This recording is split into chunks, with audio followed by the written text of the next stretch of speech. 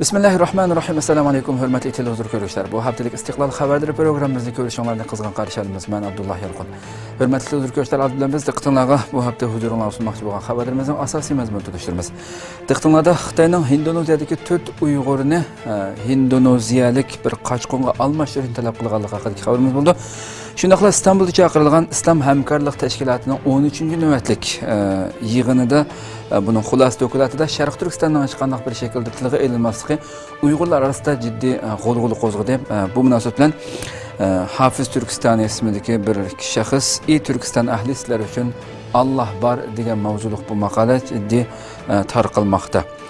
Shundaqla Turkiya parlament boshlig'i İsmail Qahramon yangi asosiy qonunda sekularizm bo'lmasligi lozim degan bu so'zi Türkiye'deki öktücü partiyalarından ciddi karşılık uçurdu. Bu ve bunun da başka haberlerimiz tıklandı buldu. Tıklanlar ekranımız olsun.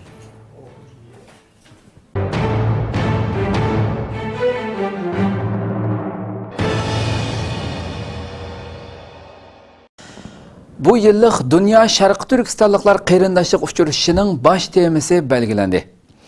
Her yılı bir qatım Türkiye'de ötküzülüp kelayotgan Dünya Şarkı Türkistanlıklar Qeyrindaşlık uçuruşunun bu yıllık temisi Şarkı Türkistan mücadelesinde sağlam fikir, doğru hareket kılıp belgilendi.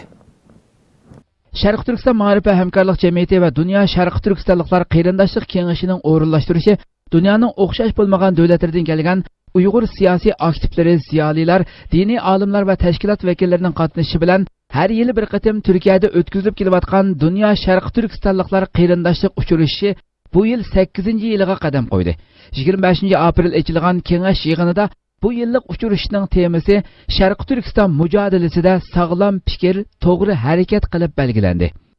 25 aprel tushdan keyin İstanbulga joylashgan Şarkı Türkistan Ma'rifa Hamkorlik Cemiyetining chapidagi markazda 8. navbatlik Dünya Şarkı Türkistanlıklar Qeyrindaşlık uçuruşuning tayyorlik xizmatlari doirasida kengash yig'ini o'tkazildi. Yig'inga jamiyat raisi Hidoyatullo O'g'izxon va jamiyatning idora hay'at a'zolari va Qeyrindaşlık kengashining bir qism a'zolari qatnashdi. Gollandiyadagi Yevropa Sharq Turkiston Ma'rif jamiyatining raisi va bosh kotibimi yig'inga ishtirok qilib, qimmatli fikr takliflarini berdi va faoliyatni qo'llab-quvvatlaydiganligini bildirdi. Yig'inda muzokara qilish orqali bu yil iyul oylarida chaqirilishi mo'ljallangan Qeyrindaşlık uçuruşuning temasi Sharq Turkiston mücadelesi yo'lida sağlam fikir, to'g'ri harakat qilib belgilendi. Hindistonning Dulqin Aysoning vizasini bekor qilishi g'ulg'ula qo'zg'adi. Uyg'ur masalasining Xitoy va Hindiston munosabatlarida so'g'uqchilik paydo qilishi diqqat tortdi. Dünya Uyghur Qurultiyi İcraiya Komitetining raisi Dulqin Aysoning Hindiston vizasining bekor qilinishi xalqaro matbuotlarda kuchli g'ulg'ula qo'zg'adi. Uyg'ur masalasining Xitoy va Hindiston munosabatlarida so'g'uqchilik paydo qilishi diqqat tortdi. Egilishda Dulqin Ayso va Amerika Uyg'ur birlashmasining muavin raisi Ilshod Hasan 28 aprel Hindistonning Dharamsala shahrida chaqirilgan Xitoy besimi ostidagi millatlarning kishilik haq-huquqlari temasidagi yig'inga Uyg'urlarga vakolatan qatnashadigan bo'lib, Hindiston elchixonasi dastlabda ularga sayohat vizasi bergan. Bu yig'in surgundagi Tibet hukumatining sohibxonligida ochilgan bo'lib, Tibet, Mo'ng'ul, Tayvan qatorliq rayonlardan kelgan vakillar qatnashdi ekan. Bu ish Xitoyning noroziligini qo'zg'agan bo'lib, Xitoy tashqi ishlar ministrligining bayonotchisi Hua Chunying Hindiston axborotining bu vaqtdagi savoliga javob berganda, Dulqin Aysoning xalqaro jinoiy ishlar soqchi tashkiloti va Xitoy soqchilari qizil ranglik tutish buyrug'i chiqargan terrorchi ekanligini bildirgan va munosabatli davlatlarning uni sudga topshirish majburiyati borligini aytgan. Hindiston taratqullari bu ish Hindiston-Xitoy munosabatlaridagi yangi bir Dulqin shakllantirdi deb xabar qilishdi. Hindiston vaqt kesida Hindistonning Dulqin Aysoga viza berishi Xitoyning Hindiston BDT xavfsizlik kengashining terrorchilar tizimligiga kirgizishni talab qilgan Mas'ud Azharni aqlig'anligiga berilgan javob deb qaraldi. Bu ishning Hindiston bilan Xitoyning chegara talash tortishini muzokara qilayotgan bir vaqtga to'g'ri kelganligi diqqat tortdi. Lekin shanba kuni Hindiston doiralari uningga vizasining amaldan qoldirilganligini uqtirgan. Dulqin Ayso bu vaqtda bayonot e'lon qilib, Xitoyning o'ziga bo'kton choplaganligini aybladi va Hindiston hukumatining o'z vizasini bekor qilib o'tganligidan afsuslanganligini bildirdi. Xi Jinpingning dindan ogohlantirishi inkos qo'zg'adi. Xitoy raisi Xi Jinpingning mamlakatlik diniy xizmatlar yig'inida qilgan so'zlari xalqaro matbuotlarning diqqatini tortdi va inkos qo'zg'adi. Xitoy Xinhua to'rining xabar qilishicha, Shi Jinping 4-ayning 22 va 23 kunlari ochilgan mamlakatlik diniy xizmat yig'inida har darajalik organlarni dinning singib kirishidan ogohlantirgan. Shi Jinping so'zida chegara sirtidan kiradigan yomon niyatlik diniy faoliyatlar va oshqun fikrlarning oldini olish kerakligini, bo'libmi internet orqali elib beriladigan diniy faoliyatlarning oldini olish kerakligini ta'kidlagan. Xitoycha alohidlikka ega sotsializmlik din nazariyasini cho'ngtirishni partiya a'zolaridan marksizmlik ateizmchi bo'lishni va dindan o'zining qimmat qarashini izlamaslikni talab qilgan. Uning so'zlari g'arb matbuotlarining diqqatini tortdi va norozilik inkoslarini keltirib chiqardi. Turkiya matbuotlari bu vaqtdagi xabarga keng o'rin berdi. Matbuotlarda Xitoyning Sharq Turkistonda nurg'un diniy faoliyatlarga cheklama qo'yganligi tilga olindi. Xitoyda diniy bostirishning kuchayayotganligi ta'kidlandi. Xitoy Sharq Turkistonda atalmish asabiylik, zo'ravonlik nomida diniy erkinlik va milliy madaniyatga qarata bostirish elib bormoqda. Bir qism matbuotlar Xitoy asosiy qonunida diniy erkinlikni qo'g'daymiz deyilgan bo'lsa-mu, lekin Xitoy amaldorlarining Xitoycha alohidalikka ega din nazariyasi nomida diniy faoliyatlarga cheklama qo'yayotganligini, kontrollik va nazoratni kuchaytirayotganligini ilgari surdi. Bir oiladan bir kishiga o'lim, 6 kishiga qamoq jazosi. Sharq Turkistonning Onsu noyisi Chag'roq yezisida ma'lum bir oiladan bir qarindoshning etib etilganligi, 5 qarindosh va bir kuyovulning qamoq jazolariga hukm qilinganligi oshkorlandi. Erkin Osiyo radiosining xabar qilishicha, Onsu Chag'roqdagi Muniyaz oilasida 6 o'g'il, bir qiz, 7 qarindosh bor bo'lib, bulardan eng cho'ngi Abdulla Muniyazga 1997-yili Urumchida yuz bergan avtobus portlatish voqeasiga chetilib, shu yili o'lim jazosi berilgan. Yasin Muniyaz bilan Abduvoyid Muniyaz hijrat safarida Vyetnamdan qaytirib akelinib 17 va 13 yillik kesilgan. Aqniyaz Muniyaz, Abdurasul Muniyaz va Ablikim Muniyazlar milliy o'chmanlik ayblamasi bilan 11 va 9 yillikdan kesilgan. Oildagi birdan-bir qiz qarindosh Ayshamgul garchi jazolanmagan bo'lsa-mu, uning yo'ldoshi Emin Abdurahim hijratga pul to'plash sababli kesilgan. Muniyaz oilasining jazolanish ahvoli haqida yuqorqi ma'lumotlarni Chag'roq yeza 2-kentining amonlik mudiri bergan bo'lib, garchi u 7 qarindoshdan Abdulla Muniyazga 1996-yili Urumchidagi avtobus portlatish voqeasiga chetilib o'lim jazosi berilganligini aytgan bo'lsa-mu, ammo Xitoy JG tarmoqlarining to'rda e'lon qilgan 1996-yildan 2000-yillardagi cho'ng deylovlar nomli dokumentida Abdulla Muniyaz ismli gumondorning 1997-yili Urumchida yuz bergan 25 fevral avtobus portlatish voqeasiga chetilib o'limga buyurilganligi bayon qilingan. Mazkur dokumentda bayon qilinishicha, 25 fevral avtobus portlatish voqeasida 3 avtobus teng vaqtda portlagan va voqeada 9 kishi o'lgan, 68 kishi yaralangan.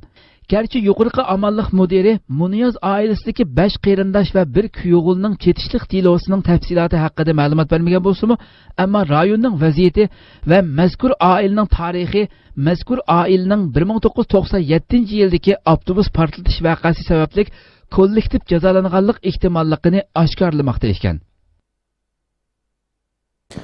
Uyg'ur musofirlari masalasi xalqaro ilmiy muhokama yig'ini ochildi. Germaniyaning Berlin shahrida Uyg'ur musofirlari masalasi xalqaro ilmiy muhokama yig'ini chaqirildi. Uyg'ur musofirlari masalasi o'tmishdan hozirgacha nomli mazkur xalqaro ilmiy muhokama yig'ini Dunyo Uyg'ur qurultiyining o'rinlashtirishi, Amerika Demokratiyaning ilgari surish fondining iqtisodiy yordami hamda vakolatsiz millatlar tashkiloti va xatar ostidagi millatlar tashkilotining hamkorlashishi bilan chaqirilgan bo'lib, 25 va 26 aprel 2 kun Germaniya poytaxti Berlinda elib berildi. Bu yig'inga Amerika, Avstraliya, Norvegiya, Gollandiya, Shveysariya, Qirg'iziston, Turkiya va Yaponiya qatorliq davlatlardan kelgan Uyg'ur faoliyatchilar qatnashdi. Yig'inni qo'llagan va hamkorlashgan har qaysi tashkilotlarning vakillari yig'inga ishtirok qilib so'z qildi. Yig'inda Uyg'urlarning ko'chish tarixi, muhojiratdagi Uyg'urlar duch kelayotgan masalalar ustida ilmiy dokumentlar berildi. İstanbul'da chaqirilgan İslam Hamkorlik Tashkiloti 13-navbatlik boshliqlar yig'inining xulosa dokumentida mazlum Sharq Turkistonning tilga elinmasligi Uyg'urlar orasida norozilik inkoslarini qo'zg'adi. Yaqinda İstanbul'da chaqirilgan İslam Hamkorlik Tashkiloti 13-navbatlik boshliqlar yig'inining xulosa dokumentida mazlum Sharq Turkistonning tilga elinmasligi Uyg'urlar orasida norozilik inkoslarini qo'zg'adi. Türkistan vaqti to'rining arabcha va uyg'urcha sahifalarida Hafiz Turkistoni nomida "Ey Turkiston ahli, sizlar uchun Alloh bor" mavzuliq bir maqola berilgan. Maqolada avtor Istanbulda chaqirilgan Islom hamkorlik tashkiloti yig'iniga zo'r umidlarni bog'lagan bo'lsa-mu, lekin yig'inning bayonotnomasida Xitoy zulmi ostidagi musulmonlar diyori bo'lgan Sharq Turkiston haqida biror jumla so'zning qilinmaganligini, bu ishning o'zini umidsizlantirganligini o'tirg'a qo'ygan. Maqolada avtor Turkiyadan boshqa islom allarining Sharq Turkiston masalasini bilib ketmaydiganligi va bilishni xohlamaydiganligini, yig'inning Turkiyada chaqirilganligi uchun xursand bo'lib umid bog'laganligi va yig'inni kuzatganligini, lekin yig'in oxirida Sharq Turkiston haqida hech qanday gap so'z bo'lmaganidan hayron qilib, mayuslanganligini bildirgan. Avtor maqolasida mundaq degan: Chet elda yashayotgan bir Turkistonlik Uyg'ur muhojir bo'lish sifati bilan Istanbulda chaqirilgan 13-navbatlik Islom hamkorlik tashkilotining dag'dug'iliq ochilgan yig'inini kuzatdim. Yig'inning Turkiyada ochilganligidan va Turkiyaning tashkilotning raisi bo'lganligidan xursand bo'lib, umidlarni bog'lagan edik. Chunki Turkiyadan boshqa davlatlar Sharq Turkiston masalasini, dard alamlarini yaxshi bilib ketmaydi, bilishni xohlamaydi. Shuningdek bu yig'inga nisbatan ko'p umid bog'lab ketgan ekanmiz. Afsuski yig'inning 218 moddalik bayonnomasi dunyodagi barliq musulmonlar, hatto musulmon emaslarning masalasi ustida to'xtalibdi. Xitoy ishg'oliyatida ingrayotgan Xitoylar Xinjiang deb ataydigan Sharq Turkiston haqida bir jumla bo'lsa-mu so'z qilinmabdi. Sharq Turkistonda Uyg'ur musulmonlarga bo'layotgan zulm, besimlar shuncha ig'ir va vahshiy bo'lishga qaramay, Uyg'ur musulmonlar haqida bir eg'iz bo'lsa-mu so'z qilinmaganidan qattiq hayron qoldik, mayuslandik. Aslida kallamda ba'zi davlatlar va tashkilotlarning samimiyati va mas'uliyatlari haqida ko'plagan savollar bo'lsa-mu, Turkiyaga bo'lgan hurmatim yuzidan savollarni so'ramayman. Ishni olamlarning Parvardigori Allohga havola qilaman. Ey Robbim, ey Allohim, bizlarni musulmon qarindoshlarimiz untudi. Bizlarni sening va bizning o'rtaq dushmanimizga yam bo'lish uchun yolg'iz tashlab qo'ydi. Bizga sendan boshqa yordamchi yo'q, sendan boshqa kuch ato qilg'uchimi yo'q. Ey Robbim, ey Allohim, ey davomli hayot o'lmaydigan Alloh, sening rahmatingdan yordam so'rayman. Bizga rahim qilg'aysan. Ey Alloh, biz sening bandalaring. Sening shariatingni hayotimizda tatbiqlashdan boshqa jinoyatimiz yo'q. Ey Alloh, kitobing Qur'oni Karimni o'rgatganligi uchun zindonlarda qiyin qistoqda azoblanayotgan narsida bolalarning qon yoshlari uchun bo'lsa-mu, bizlarga rahim qilg'aysan. Ey Robbimiz, hijoblanganligi uchun zindonlarda qiynalayotgan, boshlaridagi yog'liqlari tortib elinib, kiyimlari yirtilib, iffat nomuslari dafsanda qilinayotgan och singillarimizning noli faryodlarining hurmatidan bo'lsa-mu, bizlarga rahim qilg'aysan. Ey Alloh, gunohsiz o'g'il qizlari o'ltirilayotgan onalarning ahuzarlari yuzidan bizlarga rahim qilg'aysan. Ey Alloh, bizlar gunohkor bandalaringdirmiz. Biz sana o'z loyiqida qulchilik qilolmadik. Sening rahmating, nusratingga layoqatlik emasmiz. Lekin sen rahimliklarning rahimlikroqidirsan. Rahmating gunohlarimizdan kattadir. Rahmating g'azabingdan eshib ketgandir. Bizlarni keng rahmating bilan qutqazg'aysan. Vatanimizni zolimlardan va ularning zulmlaridan qutqazg'aysan. Zolimlar bizning mu'min qavmimizni qirg'in qilib, yer yuzidan yo'qotishni orzu qiladi. Bu nejis orzularga yetish uchun barliq zulm, zo'ravonliklarni ishiltiyotdi. U zolimlarni nejis maqsadlarga yetkazmagan. Ey Alloh, kofirlarni mu'minlar ustidan g'olib kelishga yo'l qo'ymagin. Amin. Bu maqola ijtimoiy aloqa turlarida keng ko'chirib tarqatildi. Bu maqolaga tushgan ba'zi inkoslarda Uyg'urlarning o'z ichidan uyushib, mushunda xalqaro yig'inlarga vakil qatnashtirsa, Sharq Turkistonni tunishtirishga foydasi bo'lganligi o'tirg'a qo'yildi. Türkiye parlament başlığı yeni asasi kanunda sekülerizm bo'lmasligi lozim dedi. Türkiye parlamentinin başlığı İsmail Kahraman'ın yeni asasi kanundan sekülerizmni chiqarib etib, İslamga uygun haldeki asasi kanun tüzüp çıkış hakkında kılgan sözleri Türkiye'deki öktücü partiyalarının narazılık inkaslarını keltirip çıkardı. Türkiye Büyük Millet Meclisi Başlığı İsmail Kahraman, İslam Elleri Akademik ve Yazgıçılar Birliği tarafından uyuşturulgan Yeni Türkiye konferansları 6. nöbetlik Yeni Türkiye ve Yeni Asasi Kanun temalı yığın katnaşkanda kılgan sözde adaletin ayrılmaslıqның әһмиетін tilgə elib, asasi kanunu bərpa qıldığan iradının xalq ekanligini bildirdi. İsmail Kahraman yeni asasi kanunda sekularizmning chiqarib etilib, islomni asos qilgan holda tuzilishi kerakligi haqida to'xtalib, aytqanimizga o'xshash asosiy qonunning hech qanday bir yerida Alloh kalimasi uchirmaydi. Lekin asosiy qonunlar e'tiqodga asosan turga ayrilsa, 1982-yili ma'qullangan asosiy qonunmi 1961-yildagi asosiy qonunmi dindor asosiy qonunlardandir. Nima uchun? Diniy ishlar idorasi ma'muriyat ishida bor. Rasmiy dam olishlar, qurbon hayit, ro'za hayit, diniy darslar majburiydir va e'tiqodga bog'liq bir qurilma bor. Ya'ni sekular emas, dindor asosiy qonundir. Tabiiyki sekularizm yangi asosiy qonunda bo'lmasligi kerak.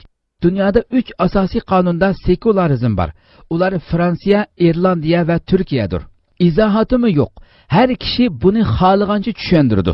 Bundaq bir ish bo'lmasligi lozim. Har kishi diniy e'tiqodida uningga ko'ra yashashda va uni ifodalashda erkindir. Alloh demaysiz, o'lganda demsiz. Bizda shundaq bir ahvol bor. Islomga asosan tug'ilasiz, quliqingizga azon o'qiladi, Shveysariya qonuniga asosan cho'ng bo'lasiz, o'ylanasiz. Germaniya savdo qonuniga asosan tijorat qilasiz. Italiya jazo qonuniga agishsiz. Ammo o'lgan chig'ingizda yana musallaning gapini qilasiz. Yana bismillah deb safar qilasiz dedi. Parlament boshlig'i bo'lish sifati bilan Ismoil Qahramon navbatda Turkiyada yangi asosiy qonun tuzish xizmatlariga riyosatchilik qilmoqda. Uning so'zlari o'qituvchi partiyalarning kuchlik noroziligini keltirib chiqardi. Turkiya Cumhuriyeti raisi Recep Tayyip Erdo'g'an bu haqda ifoda bildirib, Turkiyaning barliq dinlar bilan barobar orliqni saqlaydiganligini bildirdi. Xitoyda arqa-arqadan ximiya sanoat zavodlari portildi. Necha kun ichida Xitoyning Jiangsu va Jiangxi o'lkalarida ximiya sanoat zavodlari portlash voqeasi yuz berdi. 22-aprel tushdan burun Xitoyning Jiangsu o'lkasi Zhejiang shahridagi bir shirkatning iskilatida gaz baklari portlagan. Portlashdan keyingi o't yalqini va istutak necha kilometr yiroqlikdan ko'ringan. Portlashda bomba portlaganga o'xshash mogosiman istutak hosil bo'lgan. Xitoy taratqullari bu o'tning 16 soatda aran o'chirilib bo'lganligini xabar qildi. Lekin voqea sababi va o'lim yorilish ahvoli haqida ma'lumot berilmadi. Xabar qilinishicha, shu yerdagi bexatar ishlab chiqarishga nazoratchilik qilish idorasi bir oy burun bu zavodga qarata tekshirish olib borgan ekan. Egilishicha, portlash yuz bergan o'rin aholilar o'ltiraq rayoniga aran 1 kilometr keldi ekan. 25-aprel saharda Jiangxi o'lkasi Jiangsu shahridagi bir ximiya sanoat zavodida o't ofati yuz bergan. O't nihoyat shiddatli bo'lib, necha yuz metr yiroqlardan ko'ringan. Xitoy axboroti bu voqeada 2 odamning o'lib, 1 odamning yo'qolib ketganligini e'lon qildi. Xitoyda ximiya sanoat zavodlari va boshqa ishlab chiqarish o'rinlarida hodisa yuz berish soni ko'paymoqda. O'tgan yili Tianjin portida yuz bergan portlashda Xitoy necha yuz kishining o'lganligini e'lon qildi. Lekin voqealarning hammasida sababi va ziyon ahvoli yoshirilmoqda. Indoneziya yana bir Xitoy kemasini tutib qoldi. Indoneziya doiralari yana bir Xitoy baliqchilik paraxotini tutib qoldi. Shundaqla paraxotdagi 29 kishining hammasini qo'lga oldi. Ularning 25i Xitoy, 4i Indoneziyalik. Indoneziya doiralari shanba kuni qonunsiz baliq tutganligi sababli bir necha davlat va xalqaro jinoiy ishlar soqchi tashkiloti tomonidan tutish buyrug'i chiqarilgan bir Xitoy baliqchilik paraxotini qo'lga olgan. Paraxotdagi 29 kishining hammasi tutib ketilgan bo'lib, ularning 25i Xitoy, 4i Indoneziyalik ekan. Indoneziya dengiz armiyasi Xitoyning Joushan'da tizimiga oldirilgan Huali 8 nomli Yiroq okean baliqchilik paraxotini qo'g'lash jarayonida o'q chiqarib ogohlantirish bergan. Naq maydondan tortilgan filmdan paraxot kabinkasining aynaklarining o'q tegib chiqilib ketganligini, paraxotimi o'q izi borligini ko'rib olg'ili bo'ladi. Paraxotga 25 Xitoy va 4 Indoneziyalikning hammasi tutib ketilgan bo'lib, puti yaralangan biraylar qutqizish mashinasiga chiqarilgan. Bu paraxot ilgari Argentinada qonunsiz baliq tutgan. Argentina yaqinda qonunsiz baliq tutishga zarb berishni kuchaytgan bo'lib, o'tgan oyda Xitoyning bir paraxotini cho'kirib o'tgan edi. O'tgan oyda Indoneziya qonunsiz baliq tutish masalasi sababli Xitoy bosh elchisini chaqirtgan edi. Xitoyning qarzi rekord yaratdi. Dunyodagi cho'ng iqtisodiy gavdalardan biri bo'lgan Xitoyning qarzi 25 trillion Amerika dollariga yetib, rekord saviyasiga yetdi. Xitoy qarz summasining eshish sur'ati andish qo'zg'amoqda. Angliya pul muomala pochtigasining xabar qilishicha, Xitoyning 3-oyning oxiridagi sap qarz summasi 163 trillion yuanga yetgan. Qarz summasi GDP ichki ishlab chiqarish umumiy qiymatida egillagan nisbati birinchi faslda eshib 237%ga yetgan. Bu yangidan gullanayotgan boshqa davlatlarga qaraganda xeyli yuqori ekan. Xitoy qarzining o'sish sur'ati eng andish qilinayotgan masala bo'lib, Xitoy qarzining GDP'da egilagan nisbati 2007-yildagi 148% dan hozirgi holatga kelgan. Xitoyning qarz masalasi siyosat belgilaguvchilar duch kelayotgan eng muhim masalalarning biri ekan. Sharq Turkistonlik o'smirlar xalqaro balla bayramilik faoliyatlarga qatnashdi. Sharq Turkistonlik o'smirlar Turkiyaning Kocaeli shahrida o'tkazilgan xalqaro balla bayrami faoliyatlariga qatnashdi.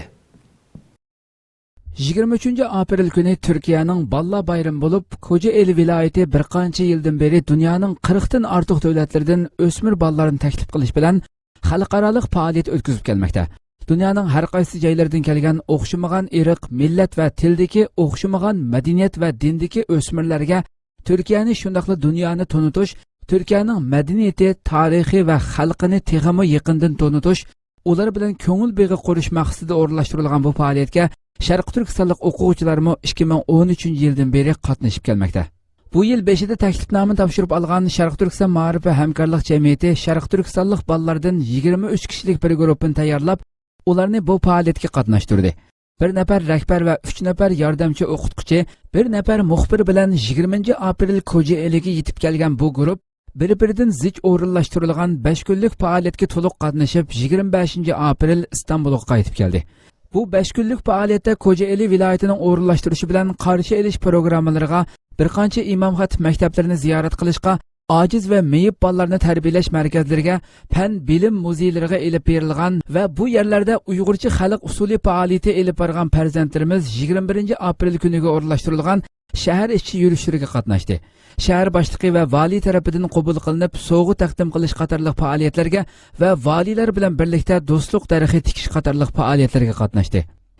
23-aprel oqshomda 1000 dan ortiq tomoshabin qatnashgan zalda Sharq Turkiston Uyg'urlarining mashrab usulini o'ynagan bolalar suyumlik chehra, yarashimli qiyofatlari va abjil harakatlari bilan tantanalik holda e'lon qilingan Sharq Turkiston gruppasi nomiga loyiq nomer o'rinlab, dunyoning 41 davlatida bevosita tarqatilgan televizor kanalida Sharq Turkiston bayrog'ini lapildatib qizg'in olqishga erishdi. 24-aprel kuni İzmit shahrining eng manzarali dengiz sohiliga o'rinlashtirilgan cheniqish va laglak uchirish faoliyatiga qatnashgan o'smirlarimiz o'zlari mehmon bo'lib qolgan Hamid O'zdog' imom xatib o'ttir maktabidagi do'stlari va oilalar bilan birga dala tamoqini birga yeyishdi va Kocaeli viloyatlik shaharlik hukumat tomonidan hadiya qilingan turli hadiya buyumlarini topshirib oldi. 25-aprel soat 10da Hamid O'zdog' imom xatib o'ttir maktabining yig'in zalida uzatish marosimi o'tkazilib, bu yerga kelgan har bir Sharq Turkistonlik o'quvchi va o'qituvchilarga xotira buyumi tarqatib berildi. Ayrilish minutlarida intayin ta'sirli ko'rinishlar qoldirgan o'smirlar o'zlariga intayin ahamiyatli xotirlarni yashatgan, xuddi o'z ota-onasidek hamda bir tuqqan qarindoshdek bo'lib ketgan oilalarga takror tashakkurlarini bildirishdi. Shundaqla sohibxon oilalar va bolalar ko'z yoshlarini tutolmagan holda yig'ilishib xo'shlashdi. O'zlarining bu muvaffaqiyatlik va mangu unutilmag'dak ma'nili faoliyatlaridan to'limi suyungan o'smirlar bu xil faoliyatlarga har doim qatnashishni xohlaydiganligini kuchli talab qilishdi.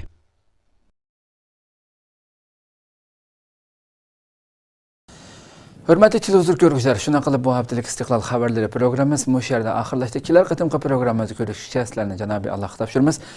Programmamizning oxirida ekran orqasidagi barliq xizmatdoshlarimga ko'pdan ko'p rahmat aytaman. Assalomu alaykum va rahmatullohi taala va barakatuh.